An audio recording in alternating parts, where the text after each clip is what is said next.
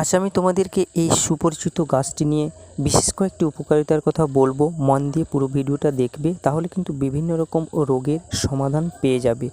এই গাছটি সাধারণত গ্রামগঞ্জে এবং চাষ করা বাড়ির জায়গাতে এগুলো দেখতে পাওয়া যায়।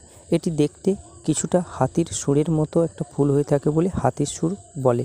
তো এর পাতাগুলো একেবারে সিদ্ধ করে তেঁতুল দিয়ে সুন্দর করে পরিষ্কার করে নিয়ে এর ভিতরে যে চুলকানি টাইপ একটা থাকে এটা চলে যায়। তারপরে একে সুন্দর করে রান্না করে খেলে শরীরে কোষ্ঠকাঠিন্য, শরীর দুর্বলতা, মাথা ঘুরে পড়ে যাওয়া এবং অ্যালার্জির মতো বড় বড় সমস্যা থেকে শরীরকে আমাদের রিকভারি করতে পারে।